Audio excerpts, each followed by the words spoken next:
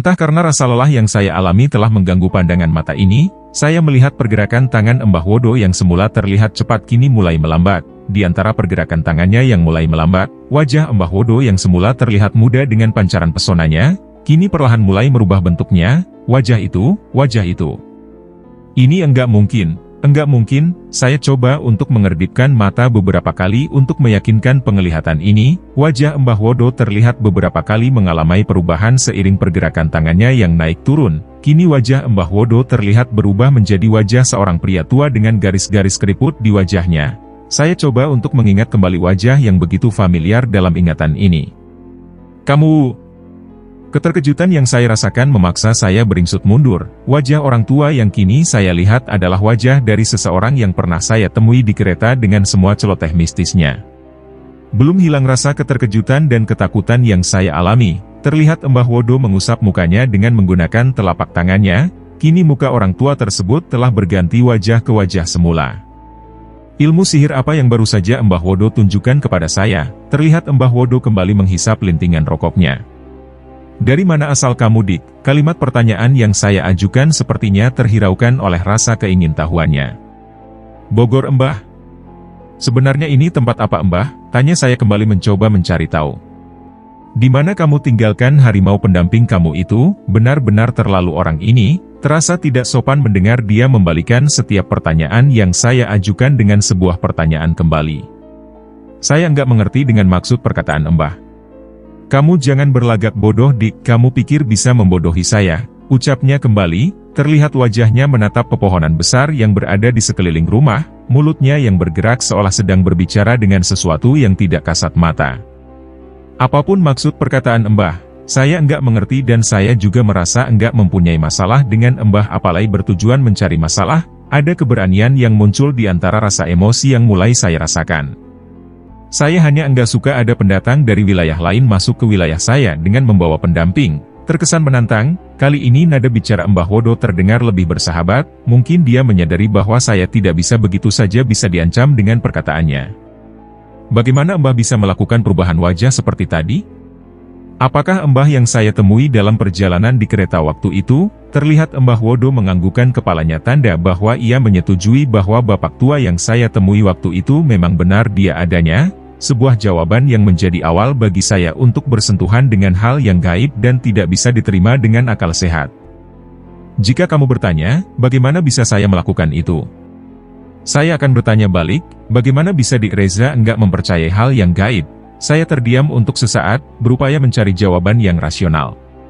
Saya lebih mempercaya logika berpikir untuk menjawab sebuah fenomena gaib. Ilmu pengetahuan yang saya pelajari mengajarkan saya untuk menggali segala potensi kekuatan yang dimiliki manusia atau alam ini. Tidak selalu kita harus menghubungkan setiap kejanggalan dengan hal-hal yang berbau mistis dan klinik. Oh begitu, terlihat Mbah Wodo kembali melinting rokok jagungnya. Saya memaknainya seperti sebuah tantangan atau keinginan membuktikan, ucapnya lagi sambil mulai menyulut rokoknya. Keinginan saya untuk menjawabnya terpaksa saya tahan. Saya tidak ingin suasana yang terlihat sudah agak bersahabat menjadi panas kembali. Sebenarnya ini tempat apa, Mbah? Tanya saya dengan rasa penasaran yang sudah tidak bisa saya tahan lagi. Samar-samar terdengar suara seperti wanita tertawa yang entah dari mana asalnya. Terlihat pandangan Mbah Wodo seperti memperhatikan sesuatu, hingga akhirnya saya bisa merasakan ada sentuhan di wajah saya. Seperti sentuhan rambut yang turun dari bagian atas kepala lalu akhirnya menyentuh kulit wajah ini. Secara refleks saya langsung mengibaskan tangan berupaya menyingkirkan benda yang menimbulkan sensasi ini, tapi saya seperti mengibaskan sesuatu yang tidak ada. Obor yang berada di depan rumah dengan nyala api yang cukup besar kini terlihat seperti bergoyang seperti tertiup hembusan angin yang cukup kuat. Tapi, ini aneh, mata saya sama sekali tidak melihat ada satupun pepohonan yang bergoyang tertiup angin. Hening. Bahkan untuk mendengar detakan jantung saya yang kini berdegup dengan kencang, bisa saya rasakan, nyala api itu kini perlahan, demi perlahan, meredup, dan kian meredup. Bahkan nyaris mematikan sinarnya. Di saat itu, dikala tatapan mata saya seolah-olah terhipnotis oleh sebuah kekuatan yang membimbing tatapan mata ini untuk menatap deretan pohon besar di depan rumah, terlihat sebuah bayangan hitam yang dalam posisi tegak berdiri, dan perlahan membah. Tuh, Saya berusaha menunjukkan kepada Mbah Wodo tentang keberadaan sesuatu yang saya lihat, tapi mulut ini terasa seperti terkunci oleh rasa takut, kaget, dan tidak percaya. Terlihat Mbah Wodo seperti mengacuhkan ucapan dan gerakan tangan saya, tatapan matanya hanya terpaku pada kepulan asap yang keluar dari mulutnya. Kini bayangan hitam tersebut mulai menampakkan wujud aslinya seiring bau busuk yang menyeruak menusuk hidung. Nyala obor yang semula nyaris padam perlahan mulai membesar. Bisa dikatakan prosesnya berjalan sangat lambat, bahkan nyaris berjalan beriringan dengan kian nyatanya wujud makhluk menyeramkan dengan bulu lebat hitam yang menutupi tubuhnya. Saya tidak bisa melihat dengan jelas rupa wajahnya, tapi sorot matanya terlihat merah menyala dalam kegelapan malam. Hingga akhirnya makhluk itu seperti membesar dan meninggi, dan pada akhirnya hanya menyisakan dua kakinya yang besar dengan bulu kasar yang menutupi kulitnya seperti layaknya monyet. Zaa! Terdengar teriakan yang berasal dari samping rumah diiringi langkah kaki yang terdengar seperti berlari. Pikiran saya langsung tertuju pada Indra, Minto dan Dikin, hingga memaksa saya untuk mengalihkan pandangan ke samping rumah. Tampak Mas Dikin terlihat dengan nafas tersengal-sengal, disusul Indra dan Minto. Mampus saya Zaa, sial banget saya malam ini, ucap Minto sambil berusaha mengatur nafasnya. Belum sempat saya menjawab kembali saya teringat makhluk yang sedari tadi menjadi fokus penglihatan saya. Kini makhluk tersebut sudah menghilang, lenyap, seiring dengan nyala obor yang kembali menjadi normal. Terlihat senyum dari wajah Mbah Wodo seperti mengisyaratkan, masihkah saya bisa berpikir secara rasional? Kenapa kamu Za? Muka kamu kelihatan kaget gitu, tanya Indra seraya memperhatikan wajah saya. Saya enggak kenapa, justru saya mau tanya, kalian tuh kenapa? Ucap saya mengalihkan pertanyaan Indra, teralihkan Minto masih menggerutu dengan sumpah serapahnya. Salah saya apa ya? Kenapa saya terus yang sial? Benar-benar malam terkutuk. Bungkus rokok yang berada di lantai segera saya lemparkan ke arah Minto, agar dia menghentikan ocehan kasarnya. Sorry Za, maaf Mbah, terlihat raut penyesalan dari wajah Minto atas semua makiannya. Di saat Indra dapat giliran mandi dan Mas Dikin sibuk membersihkan pakaian, saya coba untuk melihat-lihat sekitar. Padahal saya udah coba mencegah Pak, takut terjadi apa, tapi Pak Minto enggak mau dengar, ucap Dikin mencoba menerangkan. Indra terlihat menggeleng-gelengkan kepalanya, dasar keras kepala kamu tuh, udah tahu penakut tapi sok berani. Bukan gitu Indra, tadi saya tertarik banget waktu lihat banyak banget buah kluek yang ada di tanah, saya coba tuh untuk memungutnya, hingga akhirnya. Merinding lagi saya, Minto mencoba mengalihkan pandangannya dari gelapnya malam. Saat saya coba untuk memungut lagi, kok itu buah bergerak sendirinya seperti menghindari tangan saya, jelas penasaran saya. Saat itu saya coba perhatiin itu buah, lah kok lama bentuknya berubah menjadi seperti sebuah bola mata yang dengan sorot penuh kemarahan. Terlihat Minto mencoba menggambarkan tentang sosok mata yang dilihatnya. Jelas langsung kagetlah saya, dan berpikiran untuk lari, dan sialnya lagi di saat tatapan mata saya secara enggak sengaja menatap deretan pohon besar. Saya melihat seperti segerombolan anak kecil, tapi lincahnya seperti monyet. Mereka terlihat menaiki pohon sambil melambaikan tangannya ke arah saya seolah meminta saya untuk menghampiri. Untuk kali ini saya nggak mikir lagi, langsung aja saya lari. Takut juga sih itu makhluk kecil ikut lari ngikutin saya. Brengsek bener kamu tuh, kini Indra terlihat tertawa. Untung saya udah pakaian, kalau enggak saya bisa lari tanpa busana. Sumpah saya kaget dengar kamu teriak. Ucapan Indra kali ini memancing tawa kami. Terlihat wajah Mbah Wodo seperti tersenyum kecil. Mbah, saya mau tanya kembali, sebenarnya ini tempat apa? Kembali saya mengulang pertanyaan pada Mbah Wodo. Andai Mbah Wodo kembali tidak menjawab pertanyaan saya, ide buruk sudah terpikirkan di kepala ini. Kami berempat sedangkan Mbah Wodo berdua dengan pria bertangan tidak normal itu, kami lebih unggul dari segi jumlah walaupun mungkin dia sakti. Saya yakin masih bisa mengalahkannya, akan saya paksa dia berbicara walaupun harus menginterogasinya seperti tahanan perang.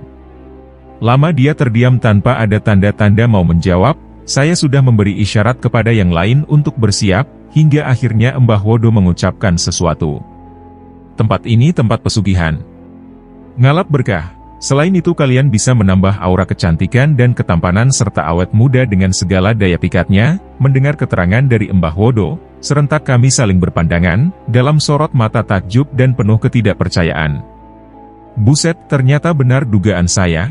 Kalau Hesti, Saya memberikan isyarat agar Indra tidak meneruskan ucapannya, biar bagaimanapun orang yang berhadapan kami adalah orang pintar yang notabene adalah orang yang menuntun Hesti melakukan semua ritual mistis ini. Andai kami menghakimi Hesti di depan mukanya, sama saja seperti kami memberikan tamparan di wajahnya. Ingin rasanya saya mengucapkan kalimat sanggahan bahwa semua ini omong kosong, tapi kembali lagi saya coba untuk mengurungkannya. Maaf Mbah. Sekali lagi saya minta maaf, bisakah Mbah memperlihatkan pada kami prosesi ritualnya? Tanya saya dengan santun.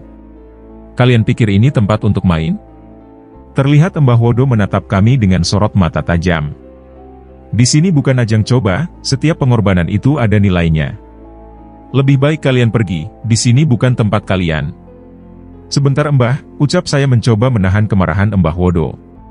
Apa yang harus saya penuhi untuk bisa mengetahui atau setidaknya membuktikan bahwa yang Mbah omongkan benar adanya? Kamu yakin di Reza? Yakin Mbah, jawab saya di tengah keraguan antara rasa keingintahuan dan rasa takut.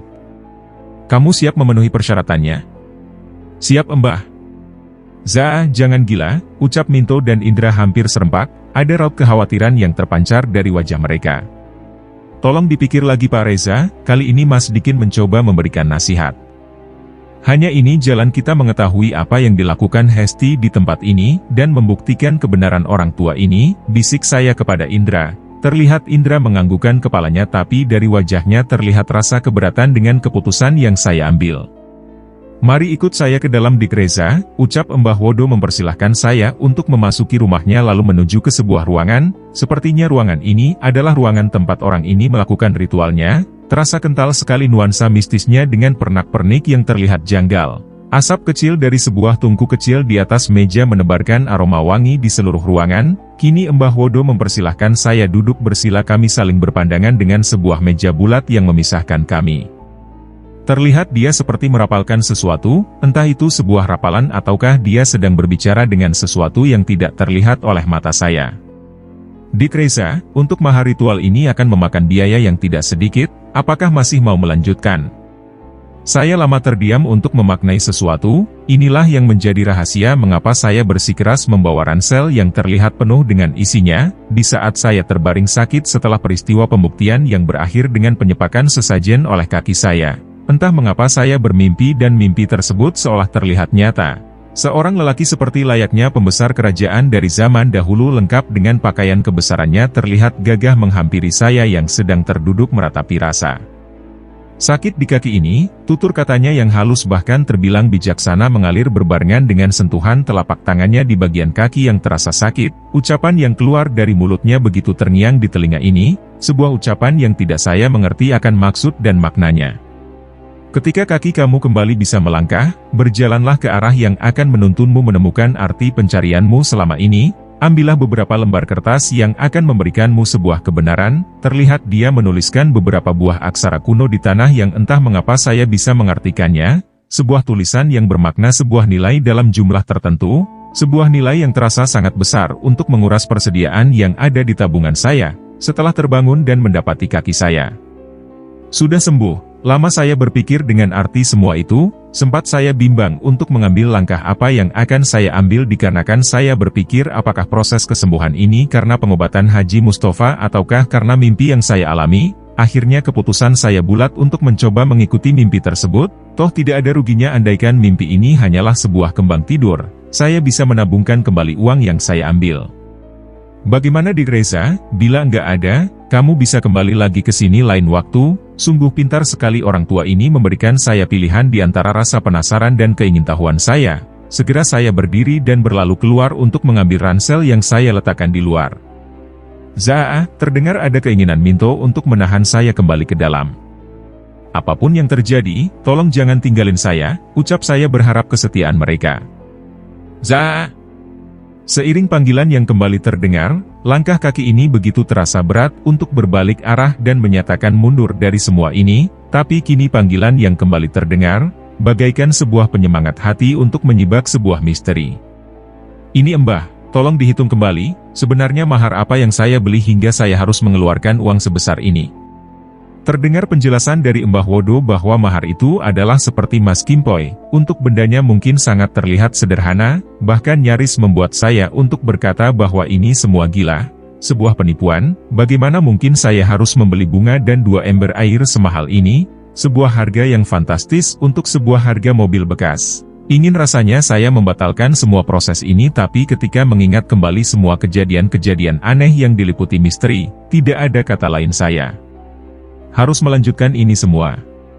Mungkin menurut kamu ini semua mahal, tapi percayalah, untuk mendapatkan semua materi ritual ini tidak semudah yang kamu pikirkan, dan hasil yang akan capai melebihi semua nilai ini. Sepertinya Mbah Wodo sudah membaca apa yang ada dalam pikiran saya.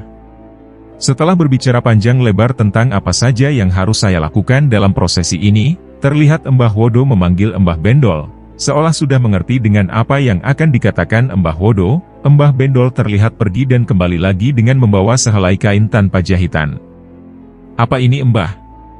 tanya saya kepada Mbah Wodo begitu menerima kain. Sejenak saya memperhatikan kain itu, ini sangat tidak terasa asing, bahkan sudah beberapa kali saya lihat kain ini.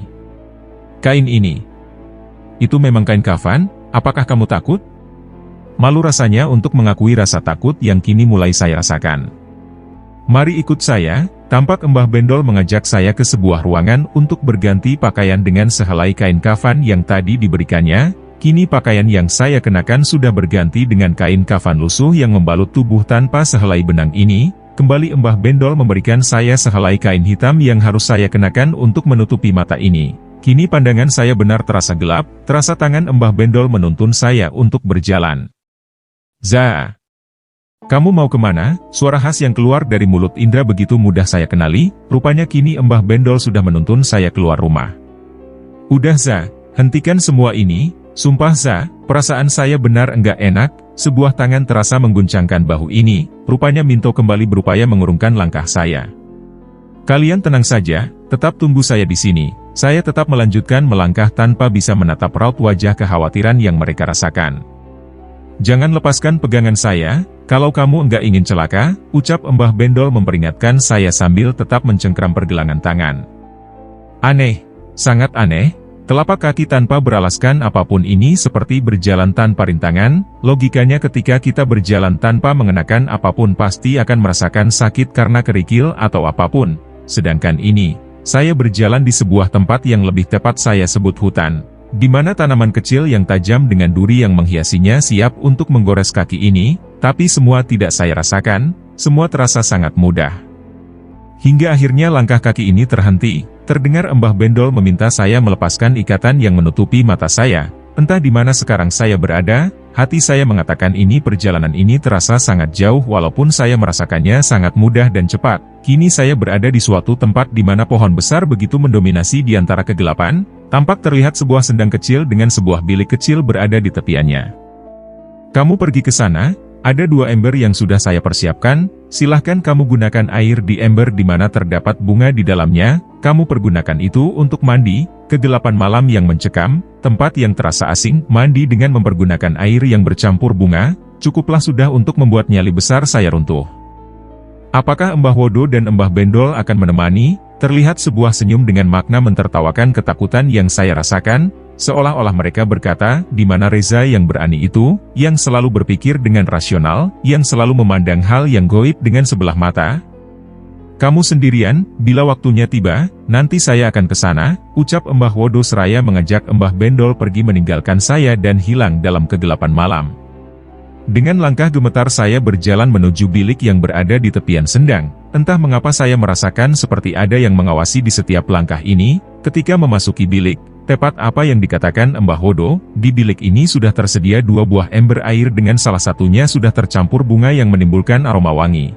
Sebuah gayung batok kelapa dengan gagang panjang sepertinya memang sudah dipersiapkan untuk saya mandi. Di guyuran air yang pertama, saya sama sekali tidak merasakan keanehan dan keganjilan selain dinginnya air dan aroma wangi yang ditimbulkan oleh bunga. Memang sempat terdengar di telinga ini sebuah suara yang memecah kesunyian malam, sebuah suara yang lebih cenderung ditimbulkan oleh seekor hewan dibandingkan manusia, terdengar melengking dengan durasi yang lumayan panjang. Hingga guyuran kedua, ketiga dan selanjutnya, suara itu kembali terdengar seiring guyuran yang saya lakukan, entah suara dari hewan apa, Tapi yang pasti suara ini seperti mengikuti setiap guyuran yang saya lakukan, dan itu cukup untuk membuat saya mengadahkan kepala menatap lebatnya dedaunan dalam kegelapan malam. Bukannya sumber suara yang saya dapati, tapi rasa ketakutan yang saya rasakan semakin bertambah hingga memaksa pandangan ini berpaling dari gelapnya malam. Aneh, ini aneh, ucap saya pelan sambil mencoba menciduk air dengan gayung untuk guyuran yang terakhir. Sebelum sempat gayung ini menyentuh air, saya melihat di antara air yang terlihat beriak ini muncul sebuah gambaran samar, sangat samar. Saya bisa melihat gambaran itu seperti silih berganti memunculkan sketsa wajah. Sketsa-sketsa itu begitu familiar di mata ini, bahkan gambarannya yang samar tidak cukup untuk menipu mata saya, untuk mengenalinya. Ini, enggak mungkin. Teriak saya sambil mengurungkan cidukan yang akan saya lakukan. Kedua tangan saya kini menggenggam erat ember di kedua sisinya dan berupaya menggoyangkannya, hingga akhirnya sketsa-sketsa itu memudar seiring riak air yang muncul. Apa maksud semua ini? Ini sama sekali enggak nyata. Bagaimana bisa sketsa itu muncul di cidukan saya untuk yang terakhir kalinya? Ucap saya dengan 1000 tanda tanya besar.